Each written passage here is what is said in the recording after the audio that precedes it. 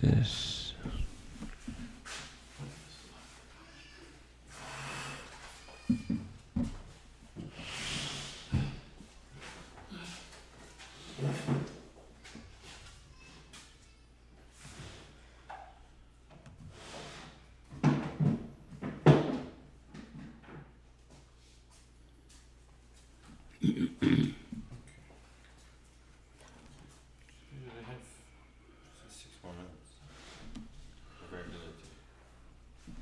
There's your family. Yep. And you got one of Moshe's. Oh, there's two of Moshe's there, I think. What's the other one? I think he's not in the picture. He's playing. Where's Yisrael Meir?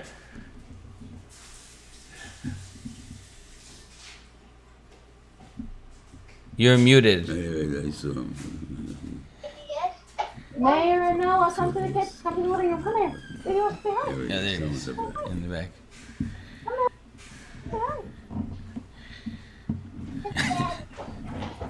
Yosef Greenberg is joining.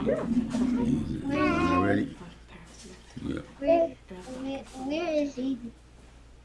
Baby is in his basement. He's going to do Chumash Shiur. Okay. All right. Take a Shabbos, baby, and I'm going to put us on mute so that you can start talking about that door. Good Shabbos. Good Shabbos. Good Shabbos, and I hope you have a Grandel, can you hear me? And I hope you have a very good Shabbos. Grandel, What? you can hear me, right? Yeah, we can hear you perfectly. The video is very good. I can't hear you. I can't Everything hear is good. you. Sick. All right, I'm going to mute us now, okay? Love you. Oh, Hi, guys. Come on. Using.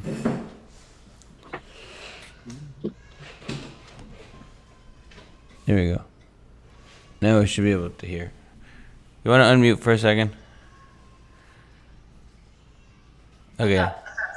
Okay, nothing. I was just making sure that it works. All right.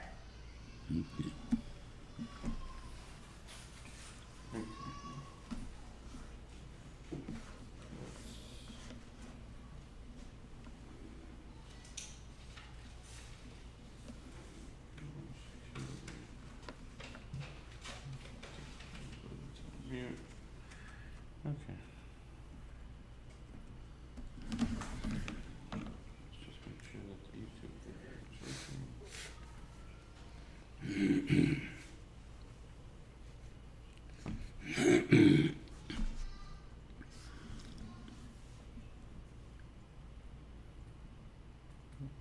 Everything seems to be working. Should really let people unmute themselves in case they want to ask questions. Good? Yeah, this is all set up, but they have just 5 more minutes 5 till minutes shift to go. starts. What are we running every week these days? About 15, 20? We had 25 for the past bunch of weeks, and on YouTube we also have 67 followers. So We have to get... when he goes to the other time, it's better? we usually get a lot more people on the Zoom than because for some reason it works better earlier in the morning for people. Shlit, right now, Shlit is always on YouTube because he has meetings in there early in the morning. So, but when it's earlier, then he uses that time to.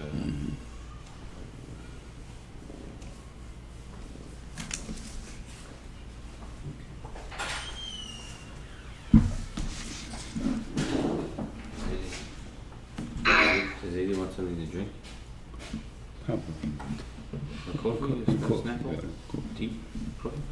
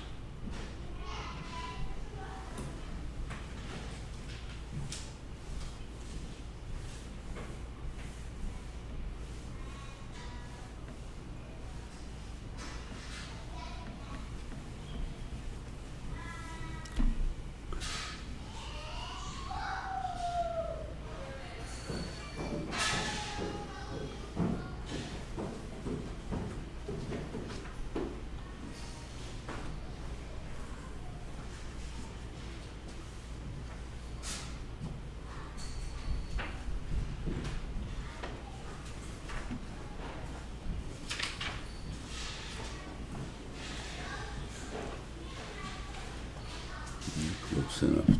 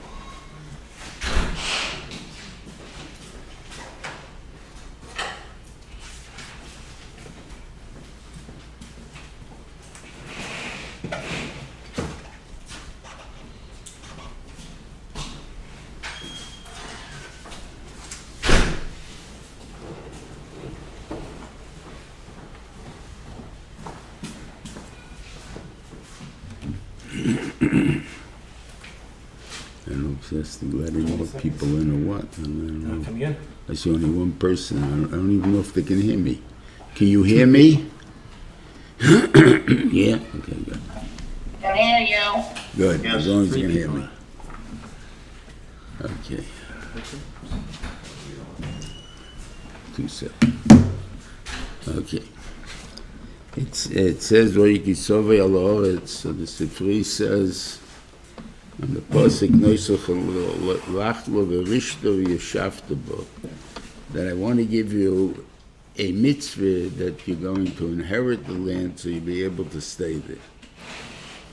Now, what is this mitzvah? Why is this mitzvah bigger than any other mitzvah, b'yis haaretz? And we'll show maybe possibly it isn't, but it's brought down over here. So I would think that it says that this mitzvah shows us that we're guests of HaKadosh Baruch Hu. It's not chat that we own the land. We don't own anything. What about the rest of the house? Sorry? Take the house. I don't know. I don't know. That's the difference. Okay. The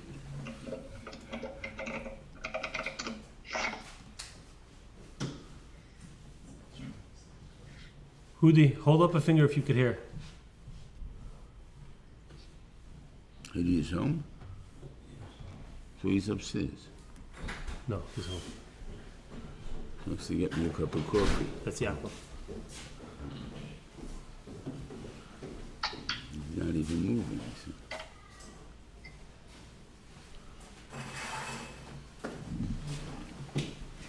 There you go.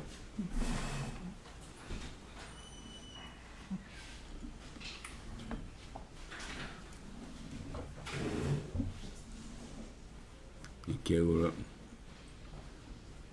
Now all I see is myself.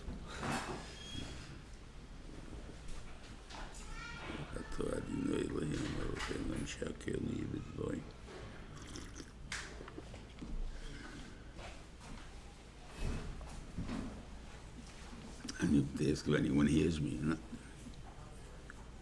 Anyone there?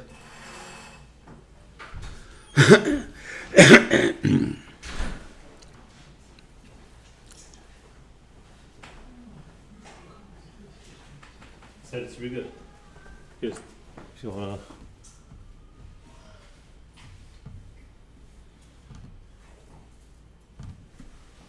Okay, everyone there? You hear me now? They shouldn't be able to talk. Okay, good. All right, starting it. It says, the Divrei says that the Beishim wanted to give us a mitzvah, and that schus of this mitzvah will inherit the land. be able to stay there. What is this mitzvah and the bikurim different, or supposedly shows us difference than any other mitzvah? Basically, I remember if you go into stores, I don't know if they still do it, because probably have to hang up credit cards now. Once upon a time, they would hang up $1 in some place, or even $20. Now, this is the first dollar I made. It's the first $20 I made. In other words, the first fruits of a person's labor is valued to the person who put in the labor. Is it as good as the later fruits? Is the service as good as it was when you started the building a business to when you're 20 years in the business? Of course not. When you started, you knew at it, you don't know what to do a lot of times. And when you eat fruit that's not ripe, or it's just the first fruit of the season, somehow it doesn't have that sweet taste, that you have to wait a little bit more into the season. So what value is the bikurim? All of us, to the person who owns the land, it's valuable. It's only going, to me, it tastes terrific. Just like it says,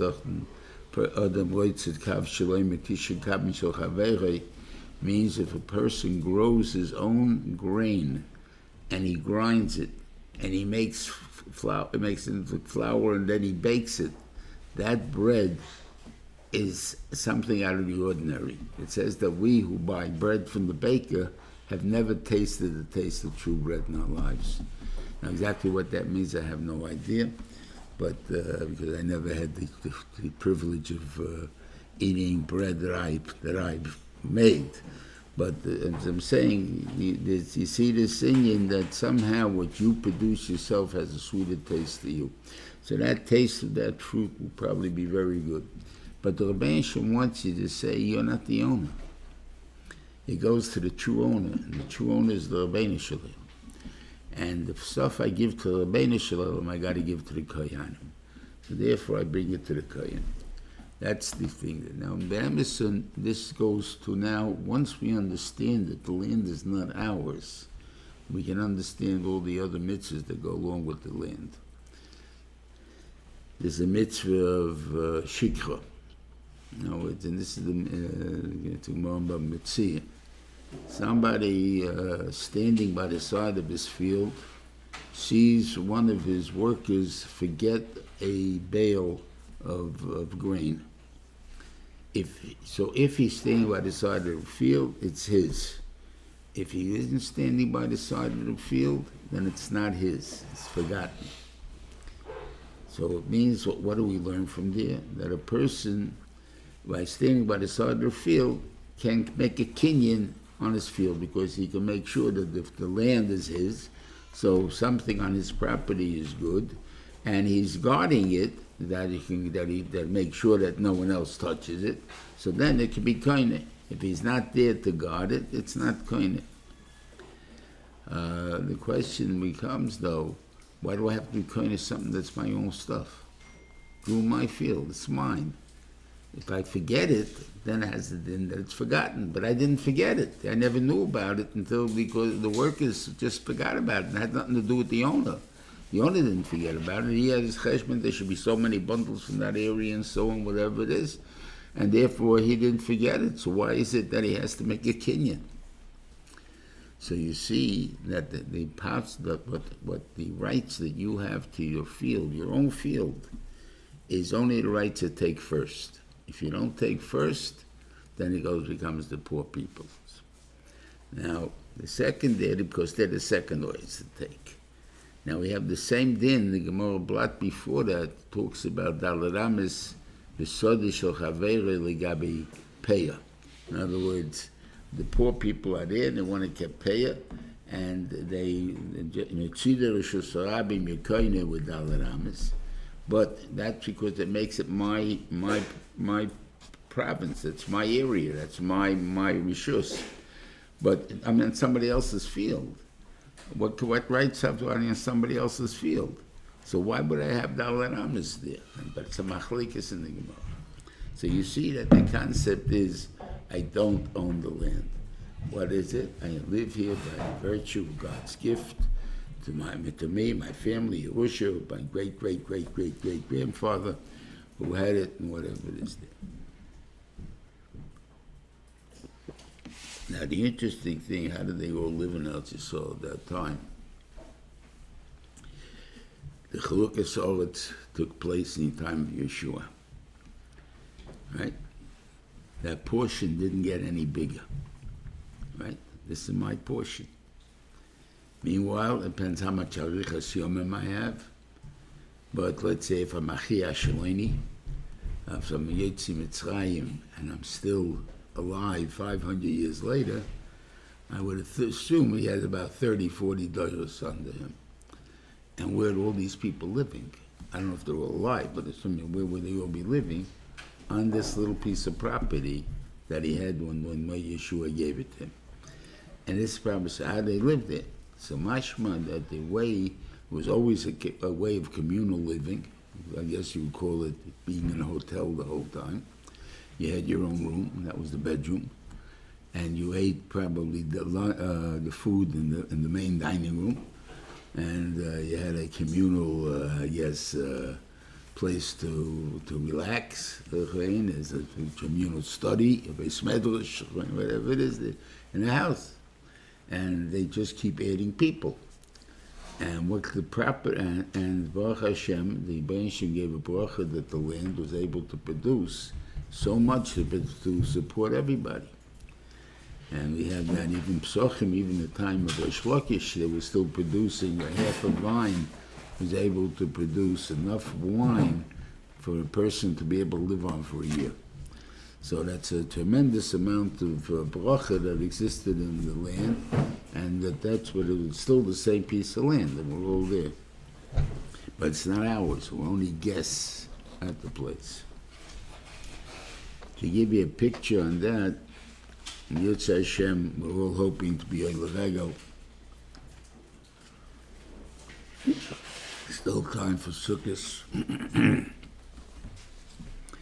The Machlekes, well, I guess we'll find out what the din is. If Yerushalayim was Nitnu L'Shvatim, Nischalik L'Shvatim. In other words, does it belong to Yehuda and Binyamin or not? Now, the Yerushalayim belongs to everybody. So, on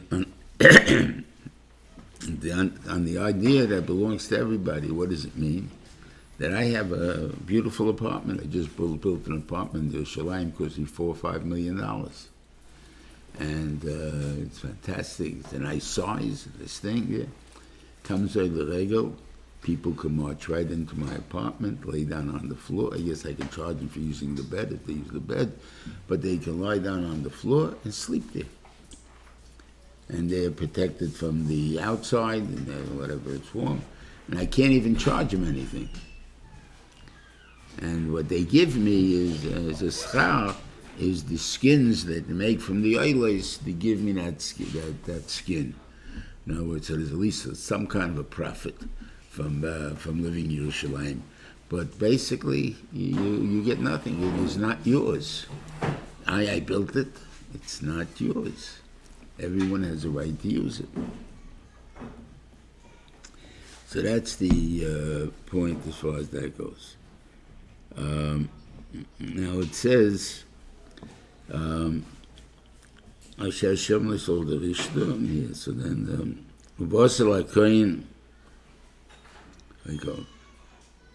yeah, it says like, you take all the fruit from the land that God gave you, right? There's a Gemara in Yerushalmi. The Mishnah says you don't bring bikurim from Evayadi. So the question is why? So one teretz is because it says it's kecha neisen lecha, and Reuven and God took it by themselves. What do you mean they took it by themselves? They put the Rebbeinu Shalom, if you want, Klal Yisrael, the leadership, Moshe Rabbeinu, in a hole. They asked them for the land per mole.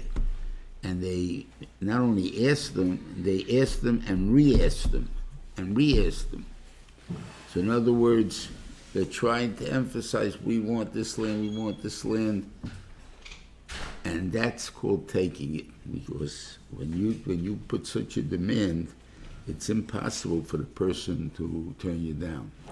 And a person that has a real bullshit can't turn you down. So if you're taking stuff, then it's, what do you call it, enough for the Bailim, so then you're a Gazlan, Mamashir, you're a Xela.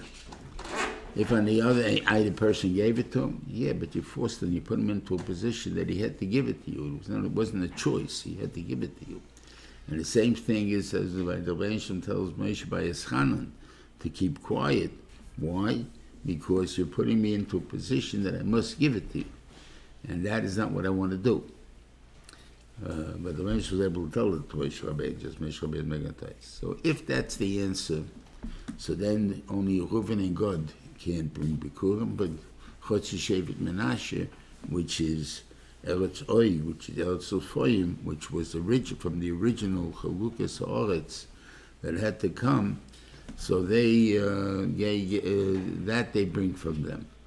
On the other hand, the other tell says they don't bring from Revayadim because it's not an Eretz Zavas Cholov V'Drosh.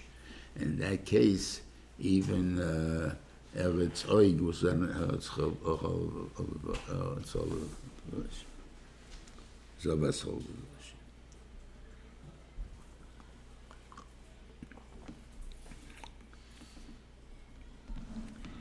Then it says, Rami Yovid Vayovi, you start all the way from the beginning. Yami Yovid Ravi Vayeld Mitzrayim. If you make the cheshbonus of the years between Rami Yovid Ravi until they went down to Mitzrayim, I think it's about 38 years or something like that. So why was this a result of Rami Yovid Ravi? One had nothing to do with the other. You were by Lavan, you came home, you went to Yitzchak, ultimately you had to go to Mitzrayim, and what does it got to do with Aram Yevidavi? So Shiva Zatzal used to say, the confidence that a person gets, in other words, what did he say when he left, when he met Esav? He says, Im Lavan Galti V'tar Yag Mitzvah Shemalti. In other words, being by Lavan didn't affect my Kima mitzvahs. Even though he was an anti, he made things difficult, and it was a shvera parnosa, everything didn't affect me. I was still able to keep the Torah. So he figured, what can Mitzrayim be worse? What can Mitzrayim be worse? So therefore, he decided to go to Mitzrayim when they told him Yosef was alive and he was coming down. So they went down to Mitzrayim. On the way, when he hits Beersheba, if you go over there in the Sedler of Ayigash, it says over there they went to Beersheba, and he had a Chaloim Alayla. Who went to Beersheba? Yisrael and his family. You know, Yisrael is the stronger name of Yaakov. In other words, more confident with everything. Yaakov is when he's weak and so on, he's called Yaakov. When he's strong, he's called Yisrael. So we're talking about Yisrael, and he's gone out, he's with great confidence we're going to Mitzrayim. And the Ben Shem comes to him in a Cholom and tells him, Al Tira Yaakov, Yaakov, don't be afraid, using his weak name and telling him, don't be afraid. You're going to die there, and then the Yosef is going to put his hands on your eyes, and they'll take you out, and I'm going to take out the nation. So the next morning, he got up, so he was afraid, Yaakov. So it came to Yaakov, went down with the Bnei Yisrael. Now, the children didn't know about it. So as far as they were concerned, they were still the Bnei Yisrael. But it was Yaakov Aviyam. The only were taking Yaakov, the weak one.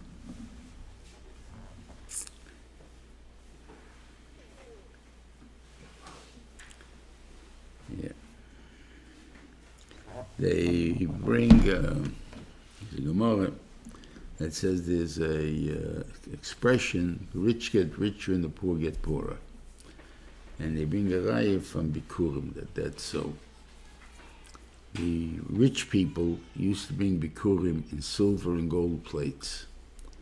Then after they presented it to the kohen, they took their plate back. When the poor man came, he didn't have silver and gold plates. He had straw plates. And so he left the straw plate. So it cost him, the straw plate, more than it cost the rich person. And a lot of cheshbonos of things, simply in quality, without as to make a difference. I remember when we were yeshiva, and at that time the suits were costing like $50 a suit, but there was the rich guy's suit was $100. The $100 suit lasted more than two $50 suits, and always looked nicer. And so basically, he's paying the same. We both paid the same $100 over the year, but the poor guy didn't have $100 at one time, so he had to buy two $50s. And because he bought two $50s, it cost him more and didn't look as good as the guy who had the 100 when he needed the 100. So there is a concept all over. Now, Vidu Maisa is the next thing the parasha comes in. And you're supposed to say in the third year, you're supposed to bring you have to empty out and make sure that it's given away, the trumas and the maisas that you collected. Okay, so you're supposed to say a statement over there. Yachalti b'yonim mimeni, like v'yalti men b'tomei, whatever it is there. Shomati b'kol Hashem alekai, I listened to what God said. Osisi k'chol asher tzivisoni, I did everything that you commanded me. So the Shiva asked, we're used to the word vidui, is you go bang, bang, bang, chotosi avisi peshaiti, not a point of bragging that I did all the mitzvahs and I accomplished everything.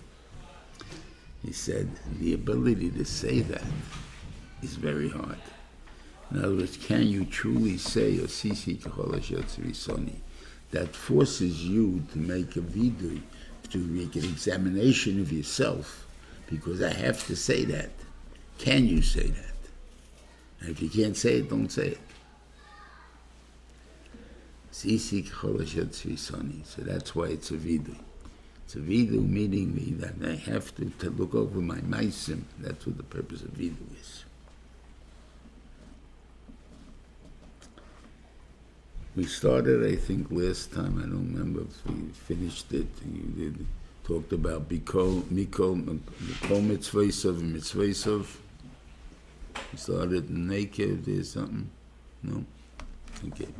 Guys don't remember. Then we can go over the. Okay, and it's in Shlishi. It says a thing like this. As Hashem Hemata Yom, you chose God today, Liyos L'chov to be your God. V'aleches b'drachav, to go in His ways. V'lishma chukav mitzvahs mishpotav, and to listen to His mitzvahs and His chukim, His mishpotim, and l'shmoi b'kerle. That means to listen to the Reuven. V'Hashem Hemircha Hayom, and God chose you, Liyos Lo Yam Zgula Kasher Diber, like He told you, v'lishmar kol mitzvahsov, and to learn all of His mitzvahs. And I'll put you on top of the world. Now, it seems to be not the same thing. We somehow said that we're willing to do the mitzvahs. And the Rebbeinu Shalom demands from us to do all His mitzvahs. And in that way, He will put us on top of the nations. Okay, what does that mean? First of all, what do we have to be on top of the nations than anything? Obviously, the Rebbeinu Shalom uses us as, like they say, the chosen people, and even some going to believe that still, that somehow the world has to learn from us. We're supposed to be the way the Rebbeinu Shalom wanted the world to be, the Torah. And they should learn and see how beautiful the ways of the Torah are, and they'll follow us. That's our purpose in the world. If we do all the mitzvahs, and we'll talk about it, then it's not, then a person doesn't die. It comes out, it's perfect. The Torah says everybody wants to imitate, everybody wants to find out what is it that the Torah gives us. But on the other hand, if the Torah does not protect us completely, we don't do all the mitzvahs the way the Reuven wanted it, and I'll explain what that means in a minute, then he will never make us the Sitra Elyon. I won't put you on top of the nations. We'll see, I'll show you the Baruchas soon, the difference between the Sitra Elyon, between the Kol Mitzvahs and Mitzvahs.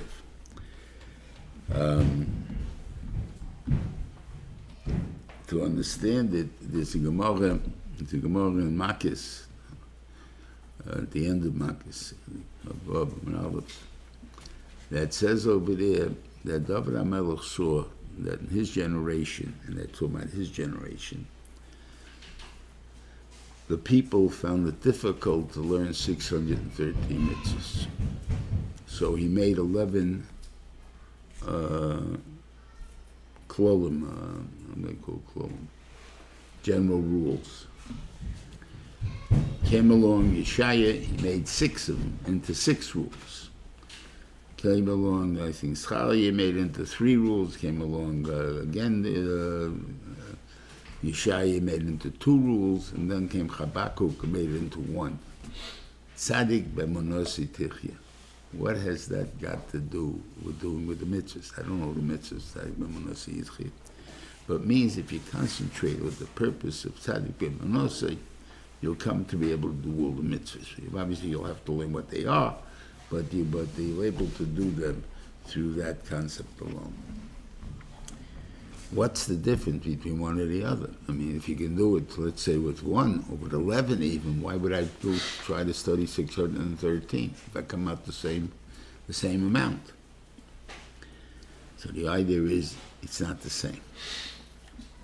I'll give you the mushal in a minute, but the Gemara has 2 mishalim for what it means to follow God's ways.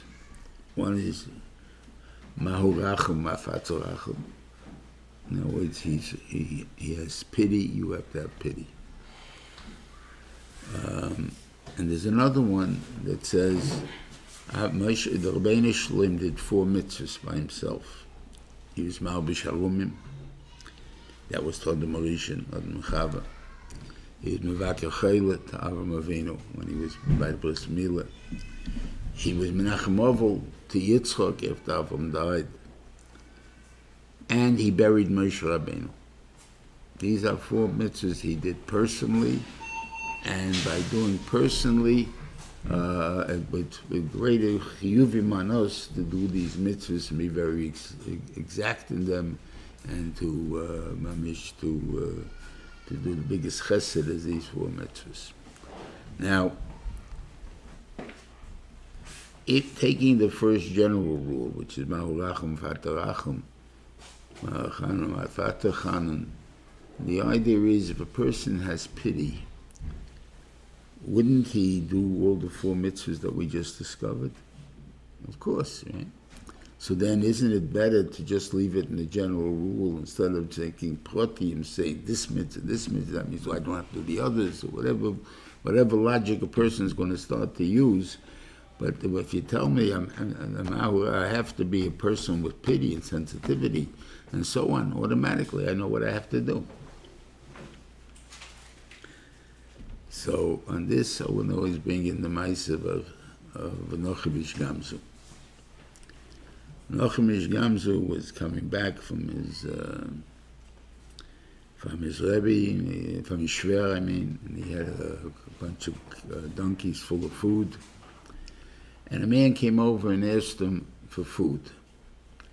And he went to get it, and by the time he came back, the man was dead.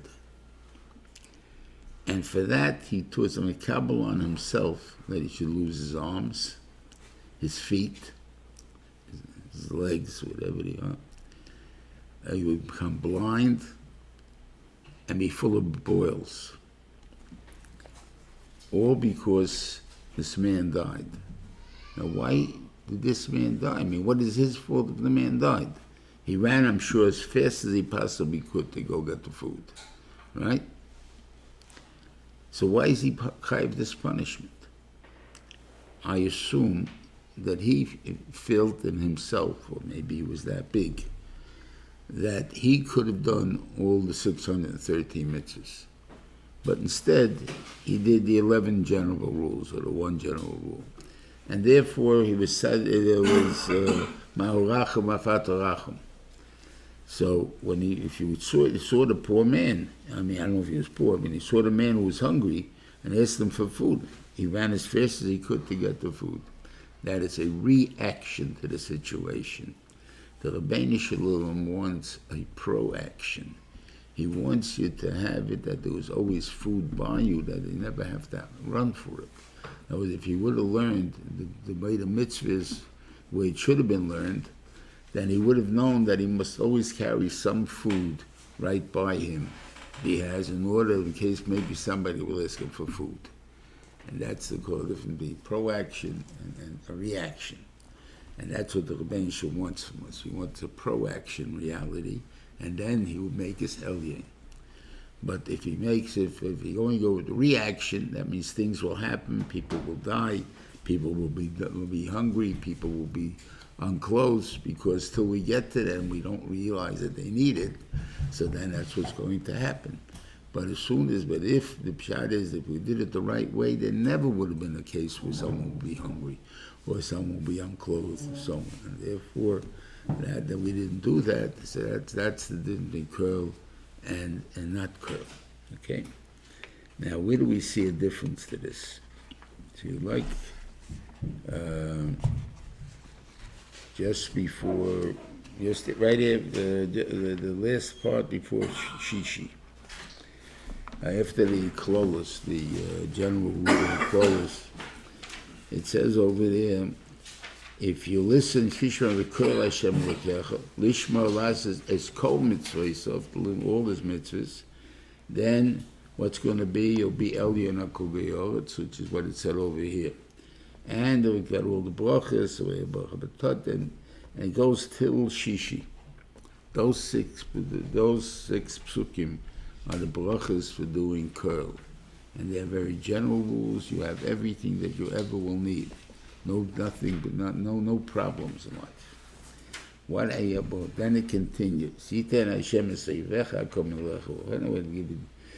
give you bracha samecha, b'chol meshach yedecha. We'll talk about a samecha soon.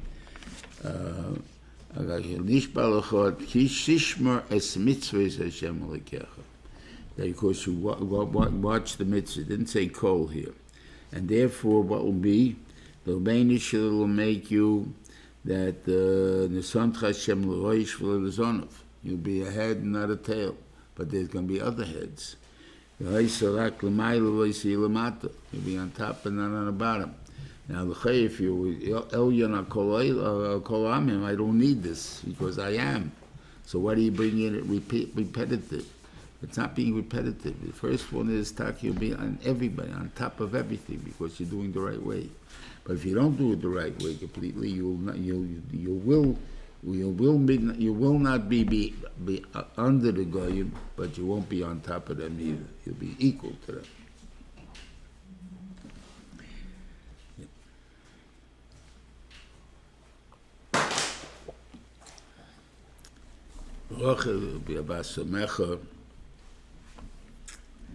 I don't know if accountants will like it, but basically the brachas I see it is I can't know exactly what I have. If I know exactly what I have, I can't have more, because then it's a mess. If I know I got $1,000 in my account, I can't have 1,020, because that's an S. Where did the 20 come from? On the other hand, if I don't know exactly how much I have, but I have an idea of what I have, in other words, it can cover my rent, it can cover my food, it can cover the things that I need, but I don't know exactly how much it is, then I can get another 20, another 50, maybe even 100. For Curly Gaman, they used to say this, the way to shop is to take a bunch of money, not knowing again how much he has, but he knows what he needs to buy. He needs a challah. He needs the takeout food place. He needs groceries. He's going out of Shabbos to shopping. And he's going with this pack of money he has. And he keeps giving it out. As long as he has money in his pocket, he can keep buying. He should be zeicher to the bracha v'asamecha that it won't run out before you get everything that you need. But if I know I have exactly this much money, and I know this costs X amount of dollars, and this costs X amount, and X amount, and then there's the sales tax on top of that, well, I'm not going to be able to afford it, so I'm going to come short on an item or two items, stuff like that. Then the benchman can't save you by giving you Vasamecha, because you by having that exact amount, you cause them not to be able to do an S to you. So the purpose of an S is where you don't realize it's an S. Benchman doesn't do Nisim in this day and age, he does do Vasamecha. And if you want to understand, I think Vasamecha, in our way, maybe a little bit more understandable than I think than just talking about this going with the extra money and so on. Baruch Hashem, we don't make money for people who work with goyim work in the civil service jobs, the medical field. They make a certain amount of money, and whether you're Jewish or goy, you're making the same amount of money. If you'll ask the goyim, do they ever eat steak? They will answer you very rare. Probably never. We can't afford it. Now, they're paying steak, let's see, about $5 a pound. We pay $20 a pound. We pay tuition. We have to buy what do you call clothes in different places. We have different values, different quality, different ideas what we have to buy and spend money on.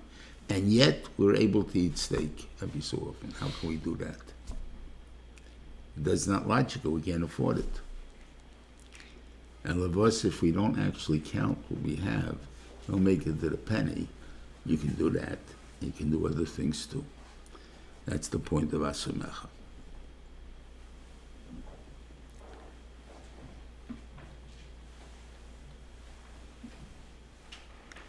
The Teichach is broken up into 3 parts.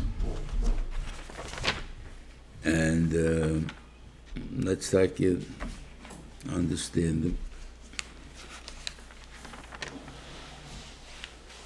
We'll get to the oros and then afterwards.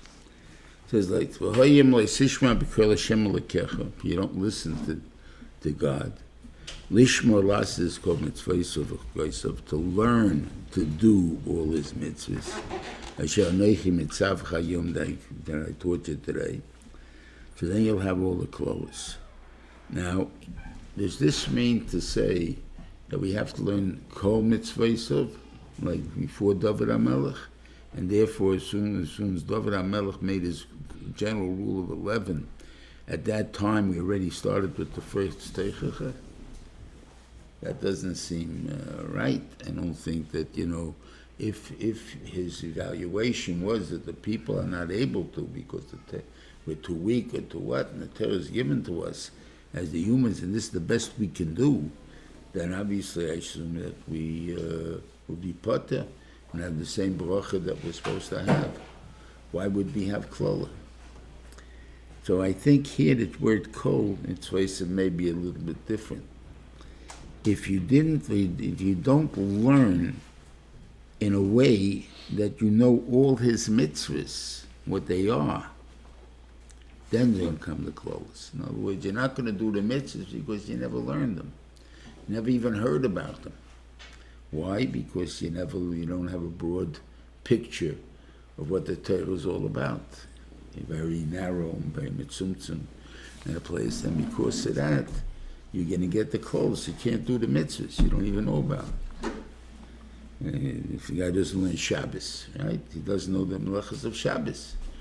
He may even know the words of the melachas of Shabbos are, but he doesn't know in reality what it is. He wouldn't.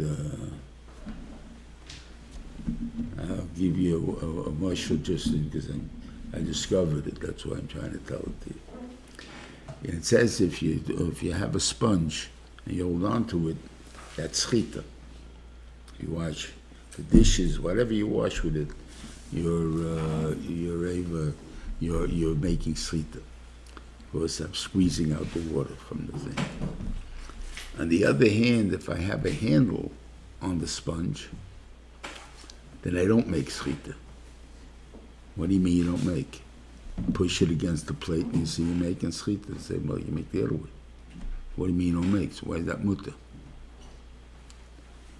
So this is what I discovered. If you do that, hold the plate flat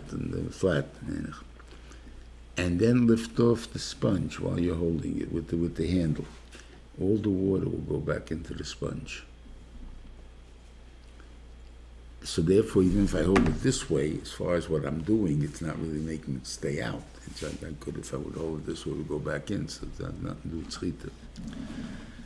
While a sponge, that by the fact that I'm squeezing the sponge where my fingers are, they don't go back anymore because that I'm keeping that water out. So that never goes back. That's why it's tzchita by a sponge, by hand.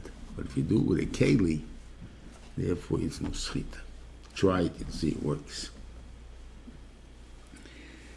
But anyway, that's the point. So if you're not doing the mitzvahs, you get the first level, which in a way is just normal life. What we call normal life. You'll have sicknesses, people get hurt, people will die, everything. You're not always going to be successful. You're in business, you're going to have bad years. The farming industry will be down certain years. You've got different sicknesses that come in, which is what we get. Then we're going to have the tragedies of life. You built a house, you don't get it, and so on. Of course, something happened. You went broke before, and they foreclosed on you. Whatever. But this is what we call normal living. Right? But it's really not normal because we did an Aveira to get it. The Aveira is that we don't know what we're doing.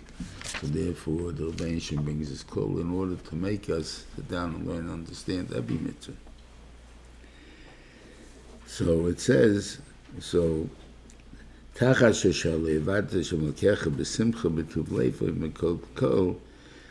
second madrega now. You'll have a second one.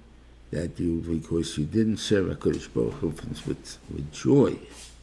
Now, whatever you do, even though you don't do all the mitzvahs, but at least whatever I do is always done with joy. I appreciate it. I love it.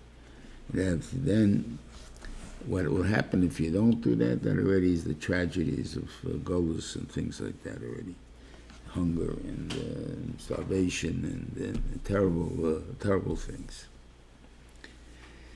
The third one is in Leisish Malas is called Divrei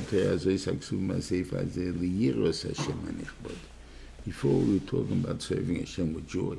Now we're talking about simply to fear HaKadosh Baruch Hu. We don't fear Him. We don't believe in Him in a sense. If that's the case, then comes all the brachas, all the klolos that are not written even in the book, not even here. That's the closest that you have, unfortunately, with Hitler, Yimach Shemon went through, Stalin, other types of stories where it's unbelievable what we've had to go through. And that golus is a tremendous golus. Not only we're not land, not only they're butchering us, but it's systematic destruction wherever we go. There's a certain sin in, a certain hatred, whatever it is for Klal Yisrael.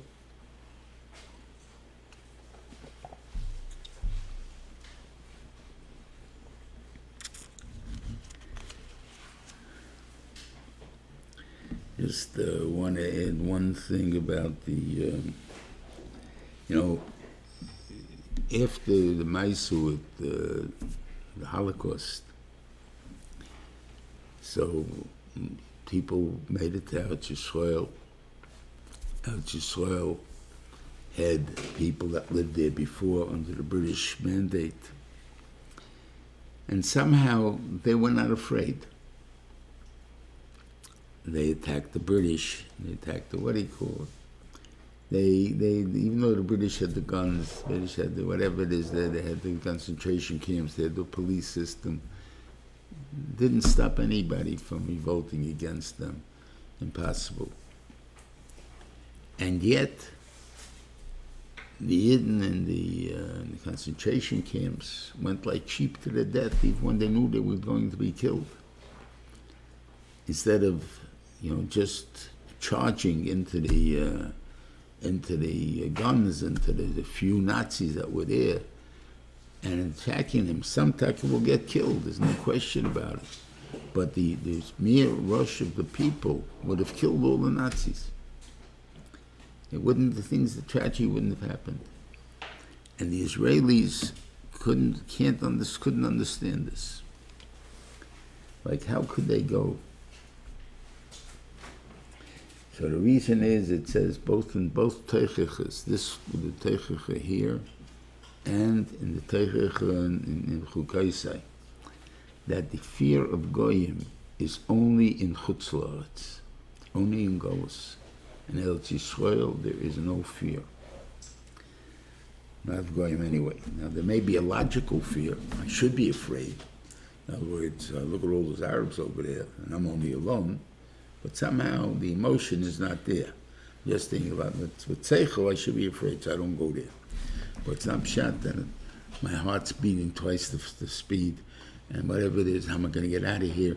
I'm afraid what will be if they catch me and they'll kill me and everything else. Those things don't even go through your mind.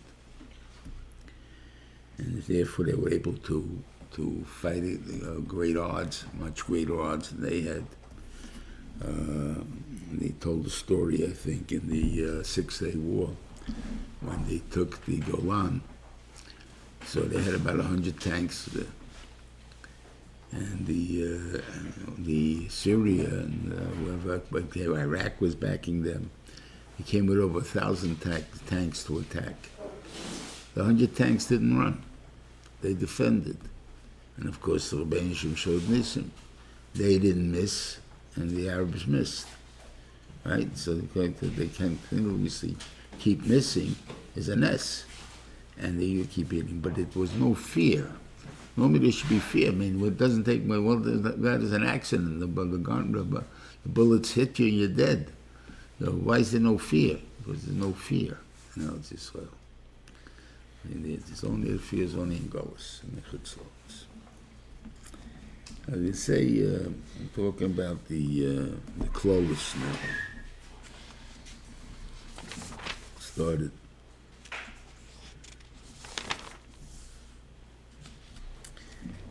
I don't know if there's any significance in the people that he put on the different mountains by the Baruch and the Klola. By Shimon, it's here brought down, because Shimon, he didn't give a Baruch when he saved his lifetime. They were able on the what do you call it, with Baal Pa'er, everything there, with the revolution of Zimri. So Moshe Rabbeinu was angry at them. So, but therefore he put them on the side of the bracha. But if you look at the names they're there, it's interesting.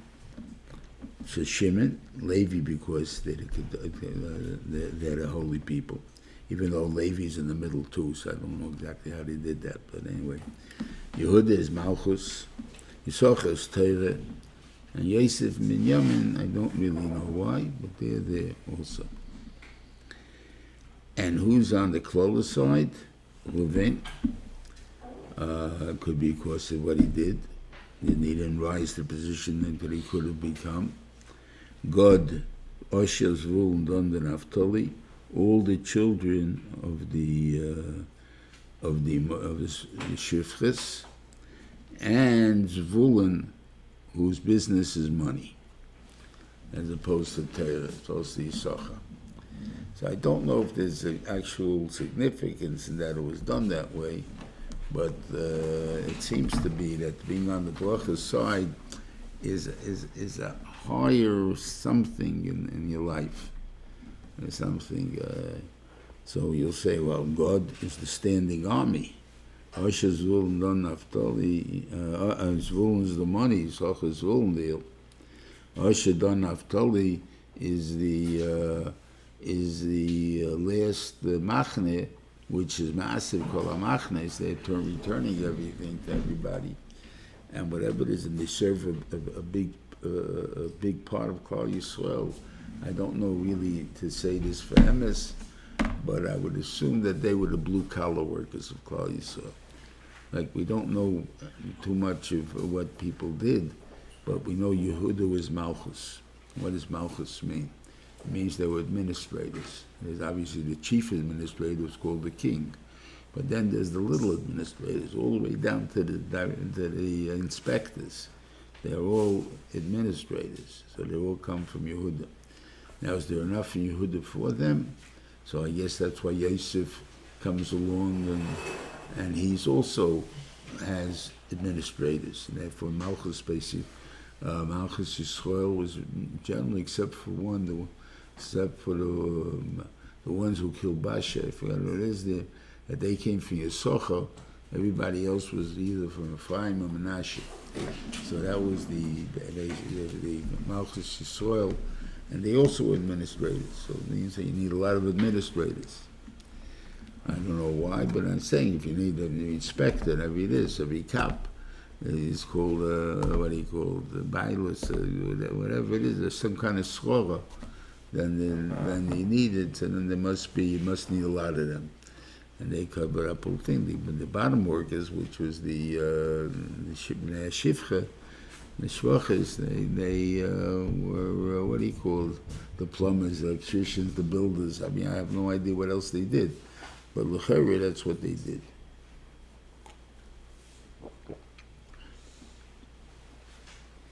And these are the clothes that are given. I believe the clothes are, in other words, what bothered me is, why did the Rebbeinu Shalom pick out, and there's 11 only clothes again, he didn't give one Keneged Shimon, for specific mitzvahs, l'chayre. Why are these mitzvahs worse than other mitzvahs? So it says,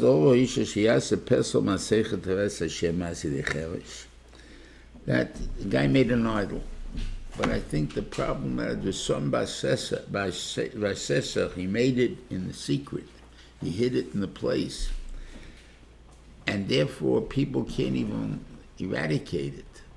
In other words, in the time of Yeshio, the reason that the Churban came and Yeshio couldn't save it, even though he did so much shuvah, was because they were doing Avodah Zorah behind the door. In other words, when you opened the door, you couldn't see it. Now, because everyone could peek behind the door and see if you got anything over there either. But because of the shade or something that they had, it seeming in the wall, it would disappear as if it's not there. It was plain. When you opened the thing, you could see the whole picture, whatever they had over there. But you couldn't see it.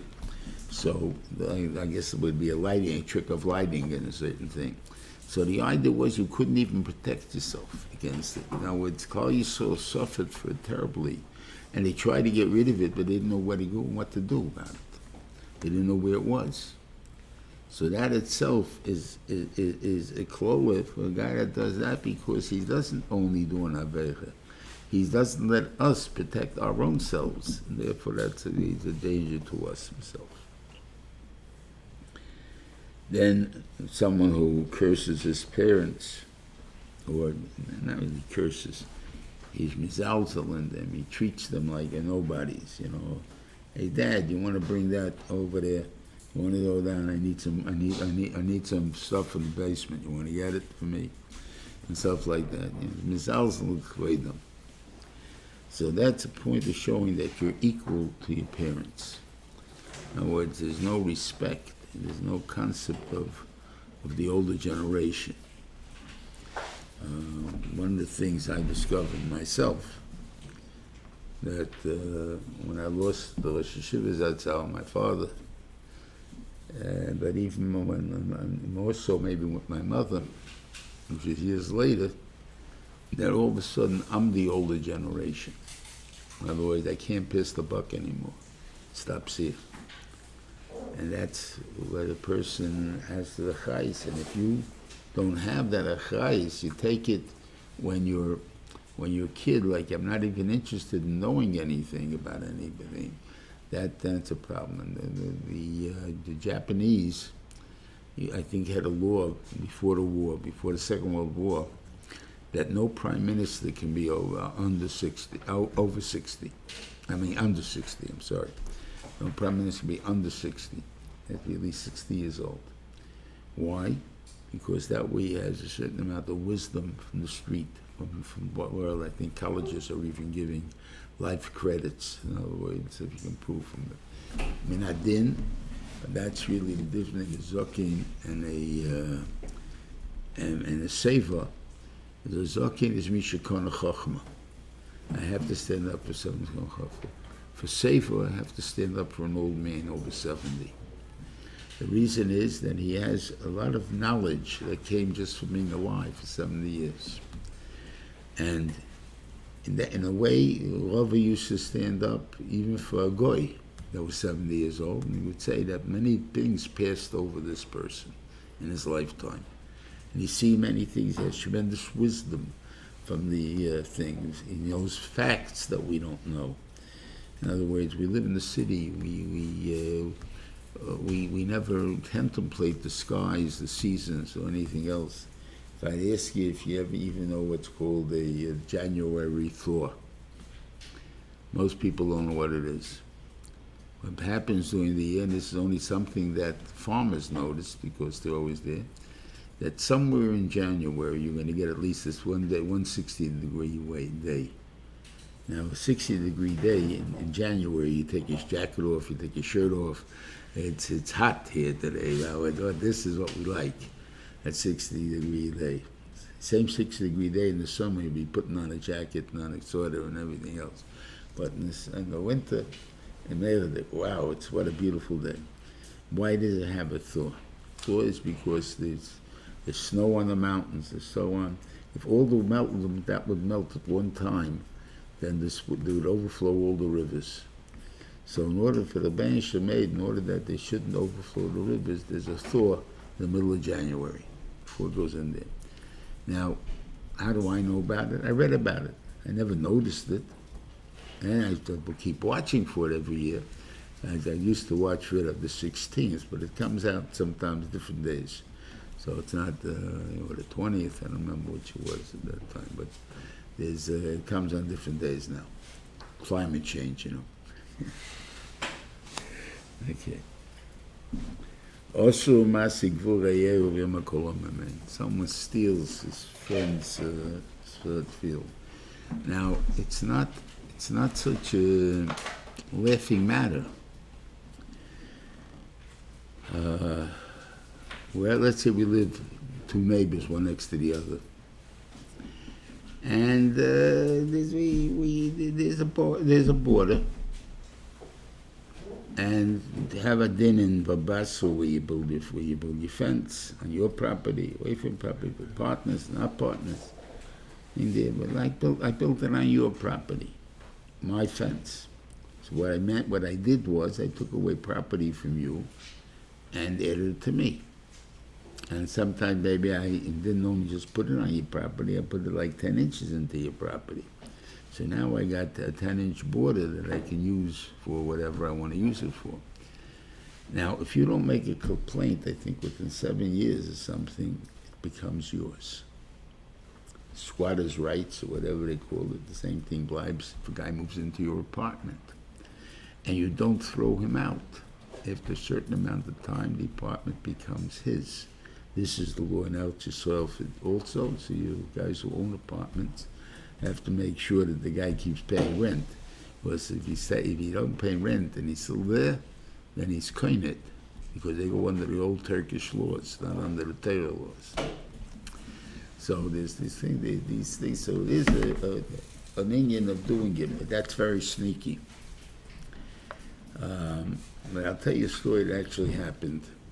But so how does it affect us nowadays and age of Hasog's rule is we can't open up the same business that somebody else has. Right? Now, a lot of times you go to a rabbi, and that was the case with the Rosh Yeshivas I tell. I'm not going to name the name of the companies, but the guy opened up a take-home place, mamish, right next to the other guy. And the Rosh Yeshiva guaranteed him, you won't lose, there'll be enough money for both of you. And kachab. It was the most profitable year.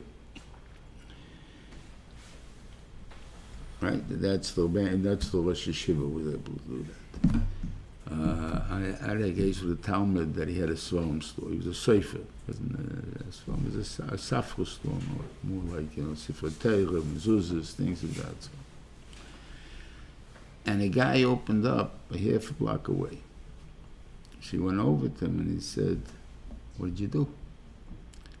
The guy starts yelling at him, "Don't you believe in God?" "Yeah." He says, "Don't you know that Misanois of Shalodim Tzuvin Lei Rosh Hashanah? So the amount of money that you're going to make is already decided, right? So I'm saving you half the work. Since it's decided already you're going to make that money, and I took away half your business, so half the business is going to produce the work. So it's half your work," I say. Guy came to ask me how such a statement is. I said, could be, but what we'll have to do, you still have to do shtadlus. So what's going to happen to your sefer store, you're going to become a Sforim store. And if it was a Sforim store, you're going to become a Judaica store. And all of these things, and if you're not going to be a Judaica store, if you go on Woodridge, they'll sell other things also besides Judaica. Things you picked up, cheap, whatever it is, and you can sell it in competition to whoever's there. So you're not the store you wanted to be. That's what I think is the avla. In other words, you're forcing me to become something I don't want to be. And that you have no right to do. That's the meaning of Hasog's Gvul. The others, there's also on every one of them something. I don't know all of them exactly, don't remember all of them, but anyway, have a good Shabbos, have a good show. I don't know what next week is a regular week. Yeah. Come here to Hashem next week. Shabbos.